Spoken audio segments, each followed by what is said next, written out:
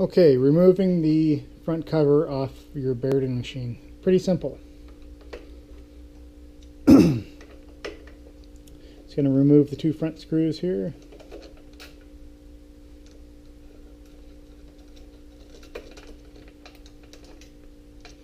Now loosen the two top ones. Don't have to remove them. Take a longer screwdriver. Because I have a 9 needle machine here, I'm just going to go with a short screwdriver. Pull the threads down. Allows you the room to pull the cover out. Putting it back on, just a reversal procedure.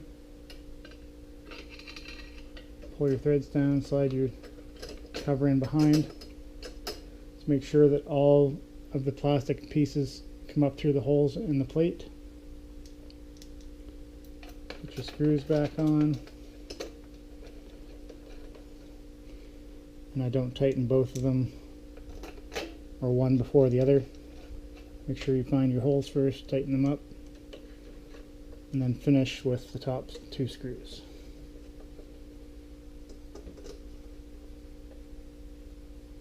Also, just be aware that you have space between the take-up lever and this metal piece, otherwise you'll hear clanging when you start the machine up again. Okay? Okay, in this video we are going to remove needle bars to replace a broken needle bar driver. First thing you want to do after you get the cover off is remove this needle stopper, essentially. 3mm Allen key.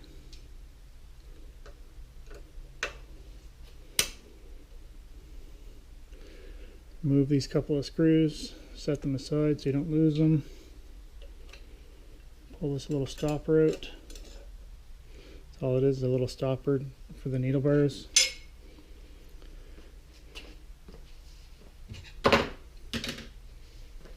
Then take a 2mm Allen key, put it into that slot. There's a little set screw in there.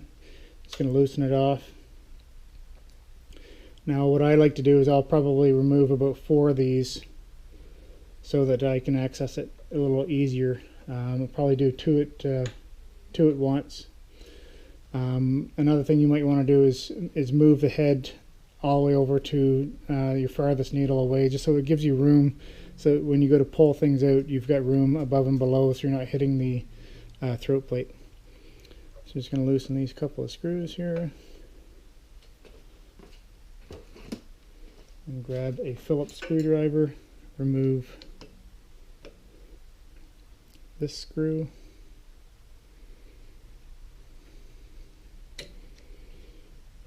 Okay, set that screw and washer aside.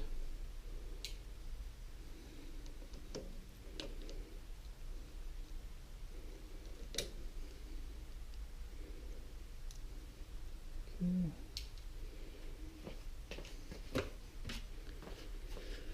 Come down to the bottom and remove the needle clamp, and I like to push down on the needle clamp.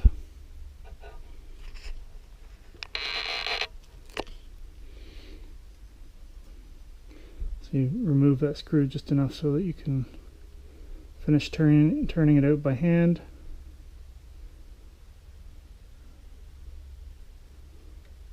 Remove the needle first. Okay, and then you can pull the needle clamp off. The washers will come off.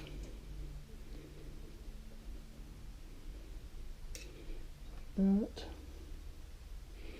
Okay, and then just let that come up slowly. Now you should be able to pull the presser foot off with the rubber on top of that. And then you can push that little bar, the guide bar, down. Just pull it at the bottom gently so you don't bend it. Grab the spring so it doesn't fly off on you.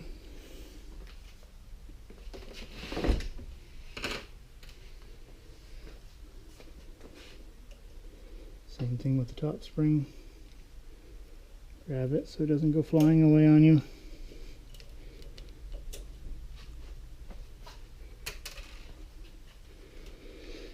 And repeat procedure for the other side. So I'll pull out the needle again. Loosen that screw enough so that you can grab it by hand. I'm just going to push that down so I can grab that, pull it off, grab those two washers again.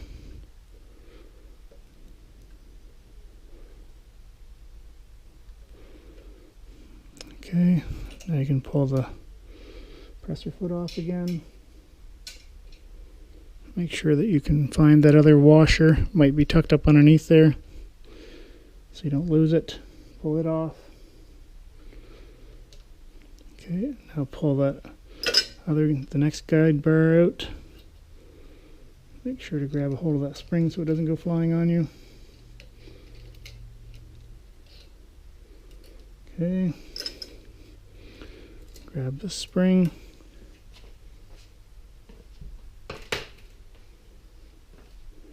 Okay, and the reason for doing two of them at once is because you need the room to be able to turn this 90 degrees to get it up through the top. Okay, just pull on it until it comes out. You remove the presser foot clamp. Set it aside.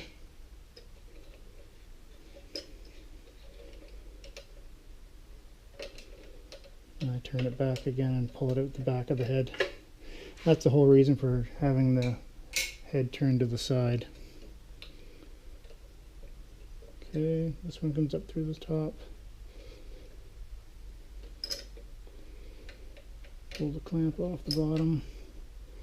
Set it aside. Okay, and just pull that down and through the back. So now that I've got the other two needle bars out beside that one, number 3, number 4, so essentially 2, 3, 4, and 5, it gives you a closer look at the needle bar driver here, which is what we're going to be replacing. And I've also moved the head down to needle 2 position to access the screws that we're going to need to access from the side of the head to remove the needle bar driver. Just makes it easier. Okay, now to remove the needle bar driver, the top screw here is a 3mm hex wrench. That screw has to come all the way out. Now, to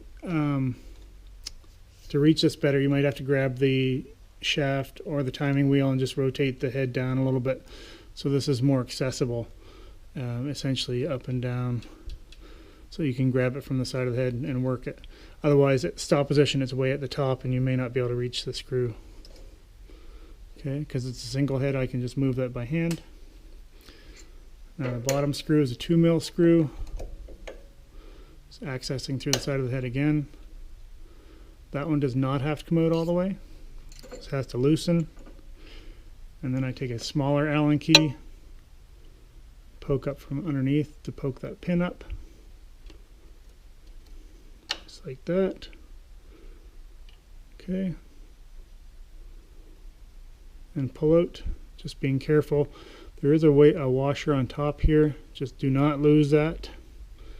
Okay, so this is what we're looking at, and to replace that you're just going to pull the pin out, take note of where the spring is, which direction it faces. The large 90-degree angle should be down and facing the back of the needle bar driver like that, and the other part should be facing down as well, like that. Okay. Okay, also take note when you're pulling that pin out of the top, there is a wave, sorry, not a wave washer, but a washer on top as well. So when you go to replace these things, make sure that that wave washer doesn't, or that washer doesn't get lost, and just put it back in there like that. Okay, and now we're ready to put it back inside the machine. So I'll move you a little closer. Okay, so when you go to put your new needle bar driver back in, just take this spring and swing it up so that the 90-degree angle is out there in front of the needle bar driver like that. Okay, that's the easiest way to get this back in there. So you're just going to grab it like this. Get that pin in the...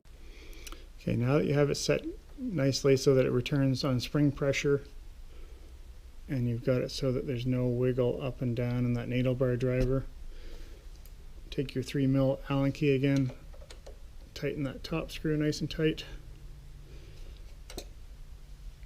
Double check your bottom set screw, make sure it's good and tight. And if I'm using T Allen keys, a metric. Everything on the machine is metric, so I suggest if you're going to be doing this fairly often yourself, go get yourself a nice set of T-wrench hex set, metric set of hex wrench. So yeah, that's replacing the needle bar driver. Pretty simple. Now we'll reverse procedure of putting the taking the needle bars out. We'll put them back in. We'll start here right away. Okay, now that we've moved the head back over to needle number 9 or 15, depending on whether you've got the needle, a 9 needle or 15 needle machine, we're going to start putting the needle bars back in. So just going from behind the head, pass the needle bar back up, and now you need the clamp for the needle bar or the presser foot. Slide that on. Okay, you can pull that down just like so.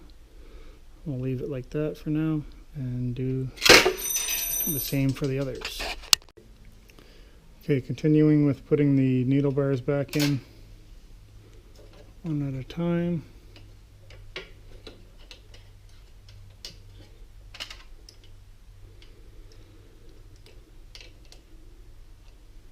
Okay.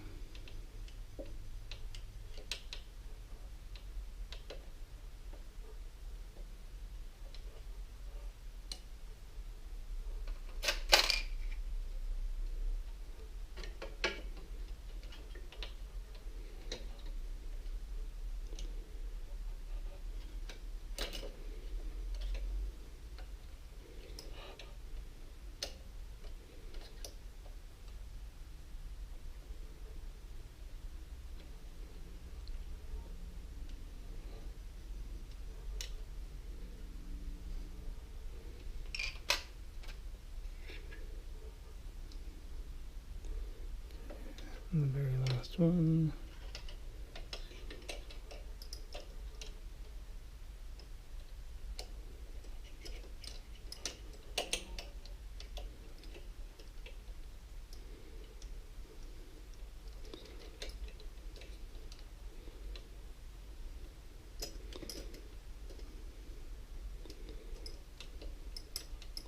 And this one has to be turned that way, just to get it by the first needle bar. Okay, so that's all of them back in there.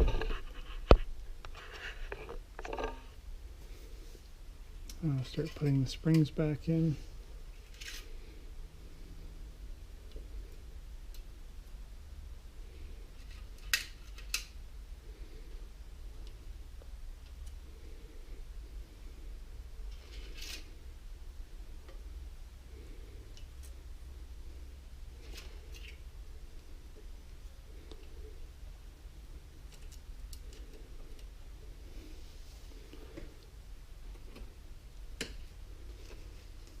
Now the needle bar guide shafts. Let's push them up from the bottom.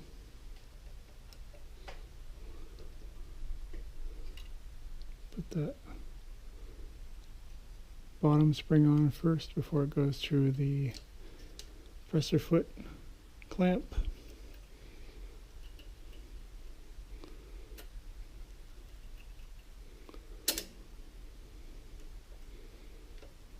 Okay, like that.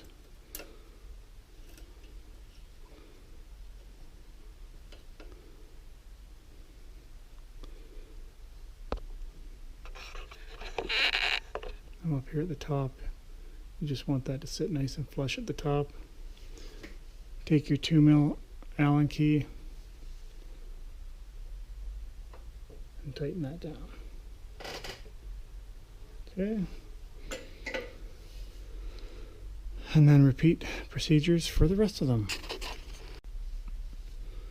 Okay, now when you go to put your presser feet back on, what I do is pull that needle down.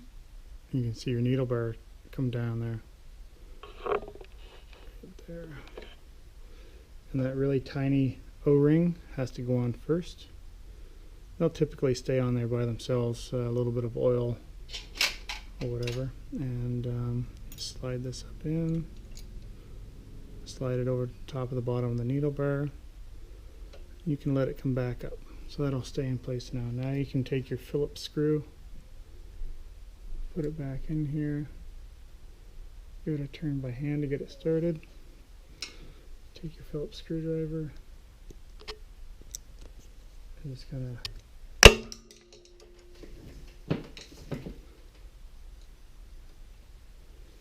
tighten it up for now. Snug it up. Okay, so you still have room to move up and down here. So what you're going to do is push that clamp up a little bit until it's in the proper place, and then tighten it. Try to make sure that it's exactly straight forward, facing straight forward, not off to the side. What you're looking for is that this reveal on the top is the exact same as the one beside it. That's what I'm gauging it by. Okay. Same procedure for the other ones. Okay, the next step is going to be putting your needle bar clamps, the needle clamp back on. So put your rubber on first, your little white washer, and with your pulling the needle down with one finger, I can usually grab it with the thumb with the other just to hold it from falling off. Now with your other hand, grab your needle clamp and just turn that little screw in just a little bit so that it holds it in place. Check to make sure that it's running smoothly, up and down. Okay. Repeat the procedure for the other three. Now if you get a needle bar that is sticky like this one after I just put the needle clamp back on, what you're going to have to do is loosen the presser foot screw. What has happened, and you can hear that it's a little dry there, we'll put a little bit of oil on it before we put the covers back on, but basically this clamp has gotten a little askewed, so we're just going to reset that. So I'll push back up on this to set it like the other ones, retighten that screw, and then now double check it again.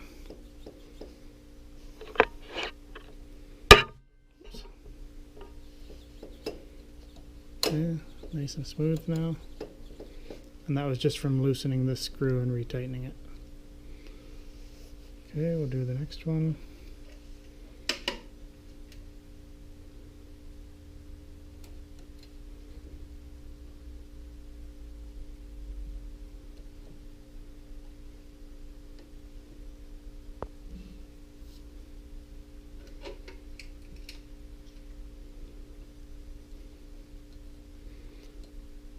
Clamp on, double check, feels good. Next one.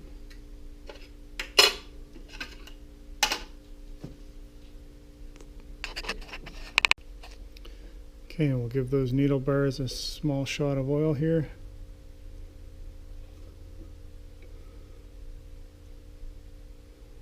Couple of drops of oil on each needle bar that we took out, just to make sure that it's well lubricated. Run them in, make sure they're running nice and smoothly.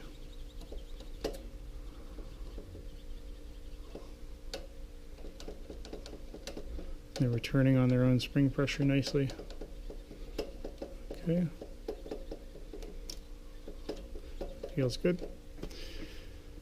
Now the last thing to do is to replace this little bar. Slip it in behind like that.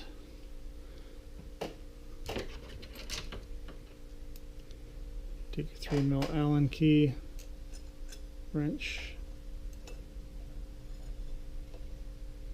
There's a couple of screws started. This finger tight for now is fine.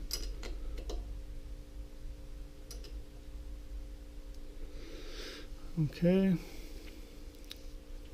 And then what we're going to want to do is move that head to the second to last needle, which on this machine is going to be needle number 8. And what you want to do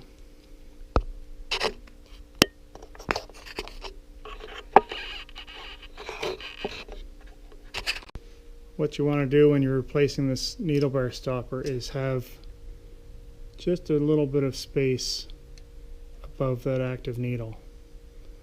Okay, and then we're going to tighten that one.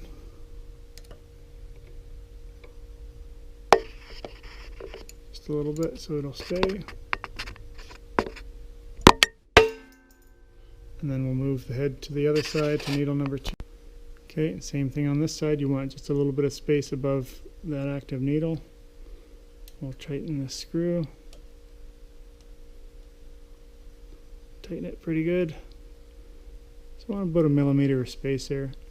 And then turn the head back to the other side to needle number 8 just to double check that you still have a good amount of space there as well. And it looks pretty good, but I'm just going to loosen this screw just a little bit and give it a tap down just a little bit. Right about there. Retighten it, and then I'll go back to the other side again and check it on the other side on needle number 2.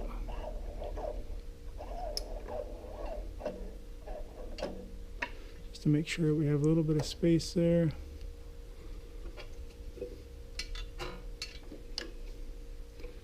It looks like we have just a hair of space there, like 1 millimeter of space, so that's good. After replacing the needle bar driver, you're also going to have to check the needle depth and jump timing. Okay, for needle depth timing, what you're going to want to do is turn your degree wheel on the machine to 25 degrees.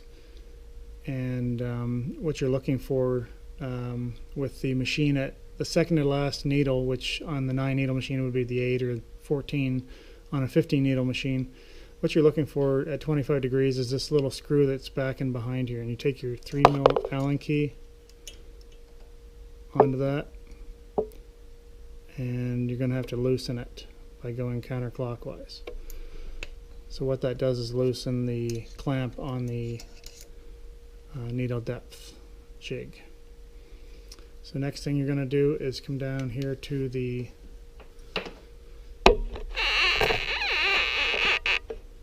where the hook is, open up the compartment, take your hook, your bobbin case out, and then you're going to need a jig which is supplied by Barudan. Okay, so at 25 degrees you open up your compartment, take your bobbin case out, and then you just pull this little lever to the side to allow the E-fork to fall down, and then you take your gauge, which looks like this, and I've got a little screw threaded in the end of it so it makes it easier to grab. Stick it in, and what you should be able to do is hear that needle just scraping the very top edge of it, and you can see where I've done it so many times I've got a bit of a scratch pattern there. What you should do is probably put this in first, then bring the needle down, push the needle down to it and lock it in. See, you can tell right now that mine is actually set too deep because it will not lock into the needle bar driver. And that's because we've taken the needle bar driver out and replaced it. So what you're going to do is push it all the way down. So then on the right hand side of the head you have the jump solenoid, and you have a little access hole on the right hand side of that. And put a 2.5mm Allen key in there, and as you turn that,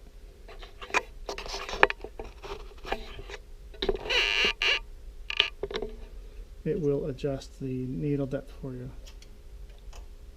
It's a micro adjustment, but that's all you need for needle depth. It can make the world of difference. Okay, so I'll put my jig back in, and I'll release the needle bar driver, and then I'll push it all the way back down. I think I'm going to use the other end of this Allen key just because it works better. It's got a ball on the other end of it. Okay, so I'll push this all the way down till it engages, like so. And now I'm going to start turning that needle down. You'll see it come down, down, just about. This may take some fine tuning too, so. Okay, right about there is pretty darn good. Okay. And you take your number 3 Allen key wrench and go into the front and tighten up that set screw. Okay. Just double check your, see now, just tightening that set screw, it has driven that setting down just a little bit too much. It's pinching on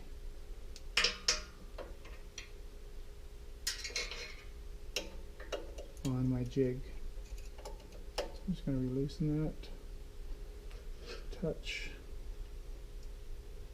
bring it up to touch, retighten my set screw, and then double check my jig.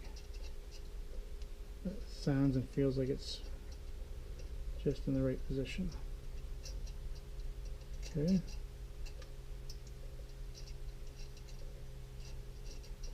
Yep, looks good. Now the next thing you're on to will be the jump timing. That's very important.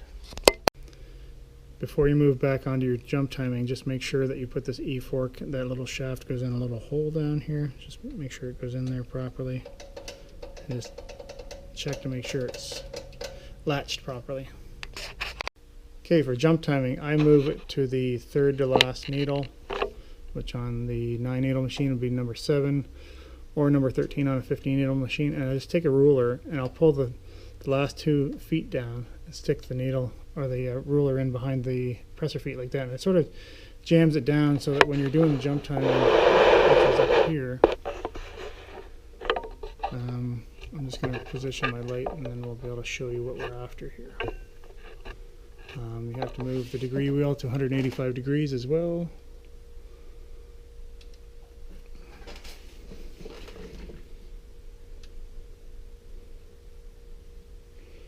Okay, and then I'll just put my flashlight in behind here.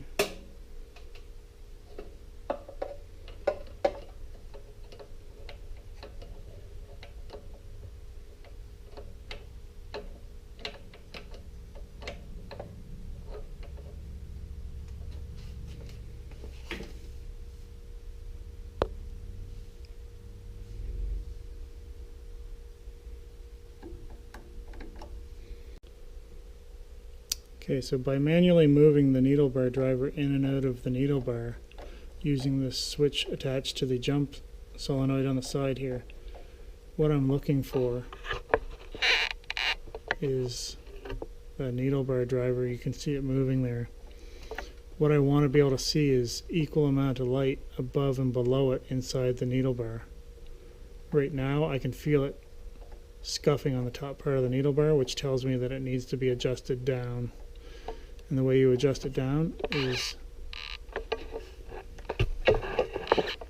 these 2 screws right here. I have to loosen those 2, push down on the bracket just a micromillimeter, and double check my movement on the needle bar driver with my finger on that switch.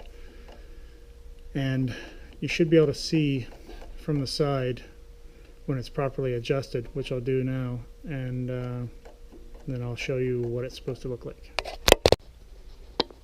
Okay, so I just finished setting the jump timing, and you should be able to see it. Hopefully you can see it there. There's equal amount of light showing above and below the needle bar driver. And when I'm manually moving that needle bar driver in and out of the needle bar, there should be no resistance. It should flow nicely in and out of there. And just double check to make sure that your main shaft hasn't changed on you. It should still be at 185 degrees. Okay, and if you've got that properly set, machine will run like a dream. So just put your covers back on, rethread the machine and give it a try. If you're having troubles with stitching, it could be your needle depth is off a little bit, or your jump timing. If it's not trimming just before it does a trim, you're probably going to have to reset your jump timing. So good luck.